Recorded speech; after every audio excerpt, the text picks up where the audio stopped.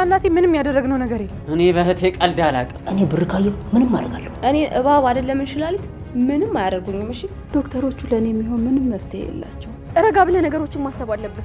አንተ ደግሞ እዚህ ምን ትሰራለህ? ዶክተር አፈቀረኝ ብሎ ለምንድን ነው ነገሩን ወደ ሌላ ቦታ ወጥተሽ? እኔ ህመሜን አውቀዋለሁ። ብቻ እዚህ ቢሮ ውስጥ በጣም ትልቅ ነገር ነበር ይሰራል። ምን?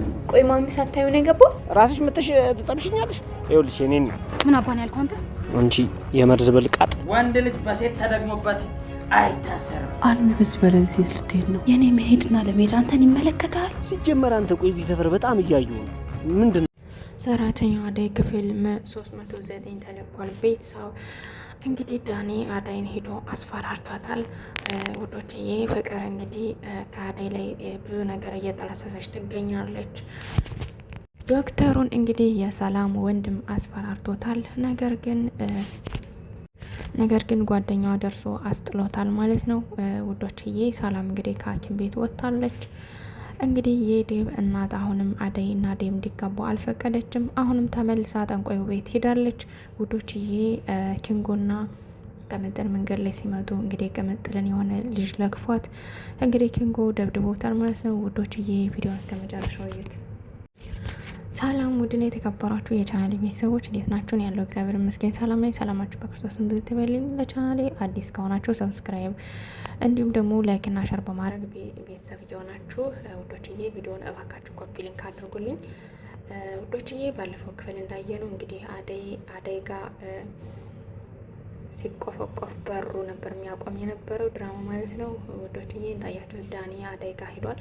ምክንያቱም ፍቅር አደይ የአደይ እናት እና አደይ ናቸው እህትክን መርዞ የገደላ ብላ ስለነገረችው ያችን ቂም አድርጎ እንግዲህ አደይ ሊበቀላት ቀጥታ ሂዷል። ቀጥታ ሂዶ ግን እናንተ ናቸው የገደላችኋት በማለት እንግዲህ አደይን ሲያስፈራራት ከቆየ በኋላ እሷ ደግሞ ለጠፊ መተው በፍጹም እኛ አልገደልናትም፣ እናቴን ልትገድል በመረዘችው መርዝ ራሷ ጠጥታ ሞተች በማለት እንግዲህ ነግረው ከዛ በኋላ ግንባሩ ላይ በሩን ዘግታበት ወጥታለች። ውዶችዬ ትንሽ ከበድ ይላል። ምክንያቱም ዳኒ ካለፈው ስህተቱ ተምሮ ራሱና ህይወት መምራት ነው የነበረበት እንጂ እና አደይ መበቀል የለበትም የነበረ የፍቅርን ነገር ሰምቶ ማለት ነው። ውዶችዬ ፍቅር ደግሞ ተንኮሏን አላቆመችም። በጣም የሚያስጠላ ጉዳይ ነው።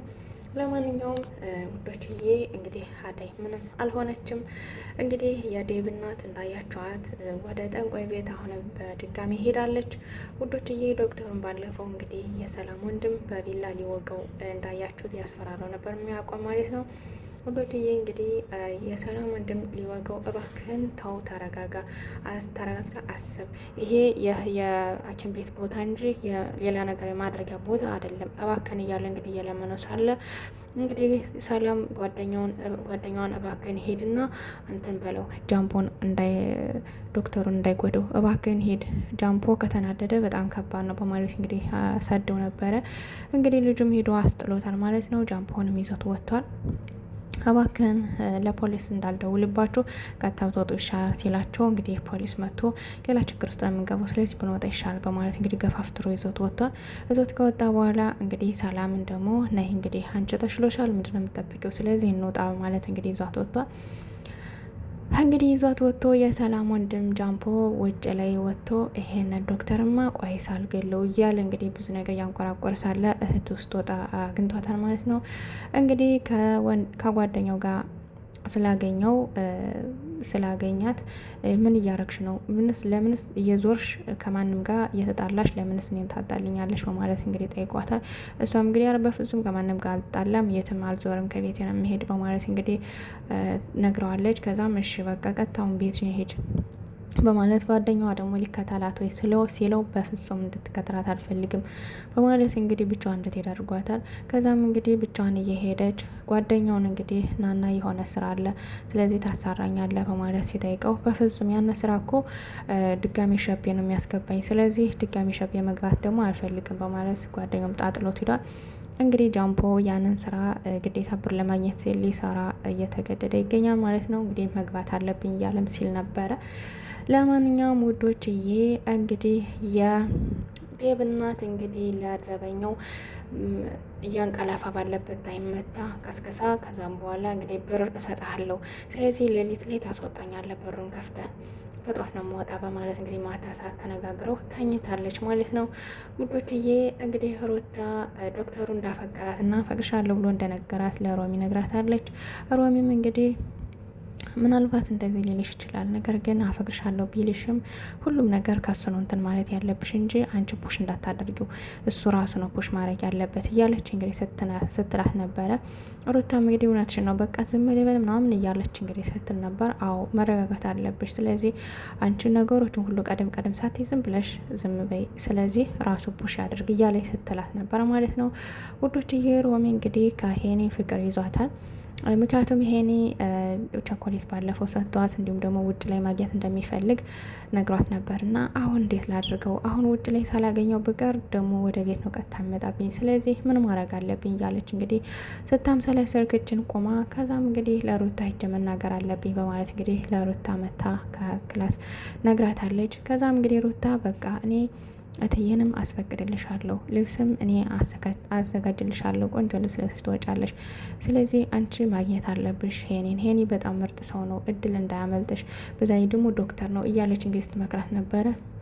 ከዛም እንግዲህ ሮሚ እንዴ እኔ እኮ ልብስ እኔ በፍጹም ሌላ ልብስ መልበስ አልፈልግም፣ ምክንያቱም እኔነቴን ወዶ ነው ያገኘኝና የወደደኝ እንጂ ልብሴን አይደለም፣ ስለዚህ የፈለግኩትን ልብስ ነው ለብሼ የምወጣ፣ ሌላ ልብስ አልለብስም እያለች እንግዲህ ስትላት ነበረ። ከዛም እንግዲህ ሮሚ ደግሞ ሩታ ደግሞ በፍጹም እንደዛ መሆን የለበትም ጎበዙኝ፣ በቃ ጽድት ብለሽ ነው መታየት ያለብሽ እያለች እንግዲህ ስትመክራት ነበር ማለት ነው። ለማንኛውም ውዶችዬ ሮሚና ሩታ እንደዚህ ስለሆኑ ደስ ብሎናል ውዶችዬ።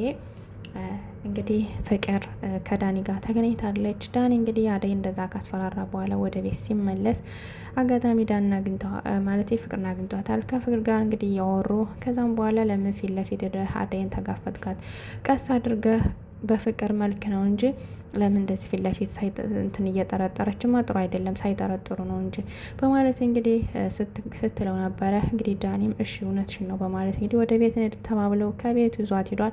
ከቤቱ ይዟት ሄዶ እያወራ ነበረ። በዛውም ላይ እንግዲህ ዳመንድ እየተከታተላቸው ነበረ።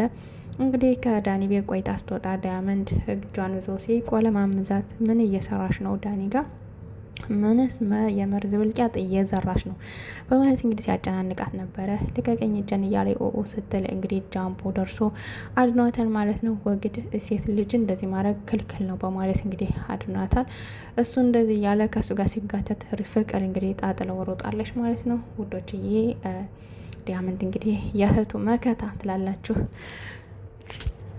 ቅምጥልና ኪንጎ እንግዲህ አጋጣሚ ተቃቅፈው እየሄዱ ወክ እያደረጉ እያሉ እንግዲህ የሰላም ጓደኛ መጥቶ ታምሪያለሽ እንግዲህ ኪንጎ ምን ያክል ቢንቃው ነው እንግዲህ ታምሪያለሽ ምናምን እያለ ቅምጥን ሲላከፍ እንግዲህ ኪንጎ ሂዶ ጉሮሮን አንቆታል። ጉሮሮን ካነቀ በኋላ ቅምጥር ከመሀል ገብታ አገልግላቸዋለች። ከገለቻቸውን በኋላ አሁንም ለከፈውን አላቆም ሲል ጊዜ እንግዲህ ቅምጥን ለጥፊ ብለው የልኩን ስድቡን አቅም ሰው ተመልሳለች ውዶችዬ። ከዛም ኪንጎን እዛው ሄዳለች ውዶችዬ። ትንሽ ከበድ ይላል ማለት ነው። አንዳንድ ሰዎች ወንድ እያለ ወንዱን ወንድ ካለ መቁጠር ሲላከፉ በጣም ያናድዳል እና ያው ብዙ ትምህርት አለው። ለማንኛውም የዴቭ እናት እንግዲህ ለሰላም ጓደኛ ተደውላ እንግዲህ ውዶችዬ ያው ከጠንቋይ ቤት ድጋሜ እንደምትሄድ ነግረዋለች ማለት ነው። ይዘጋጅልኝ እኔ በሌሊት እመጣለሁ በማለት እንግዲህ በሌሊት ሄዳለች ውዶችዬ። እንግዲህ አደይና ዴቭን ለማለያየት ጠንቋይ ቤት ሄዳለች ማለት ነው ውዶችዬ። እንግዲህ አደይና ዴቭ እስኪ ይለያያሉ ወይስ አይለያዩም የሚለውን ቀጣይ ክፍል እናያለን የምናይ ይሆናል ማለት ነው። ውድና የተከበራችሁ የቻናሌ ቤተሰቦች እንግዲህ ዶክተር እዩ ለዶክተር ሄን እንግዲህ ምን አይነት ችግር እንደደረሰበት እንግዲህ ነግሮታል። ዶክተር ሄንም እንግዲህ በጣም አዝኖ ነበረ ማለት ነው። እንግዲህ ለምን ለፖሊስ አታመለክትም? ለምን ካሁን በኋላ ራስህን ጠብቅ እያለም እንግዲህ ሲመክረው ነበረ። ለማንኛውም ውድና የተከበራችሁ ቻናል ቤተሰቦች የዛሬው ክፍል በዚሁ ያብቃና ቀጣይ ክፍል እንገናኛለን ውዶችዬ። ለቻናል አዲስ ከሆናችሁ ሰብስክራይብ በማድረግ ቤተሰብ እየሆናችሁ እንዲሁም ደግሞ ላይክ ሸር አድርጉልኝ። ሀሳብ አስተያየታችሁን ኮሜንት ስራ አስቀምጡልኝ ውዶችዬ። መልካም ምሽት ተመኘሁላችሁ። ባይ ባይ።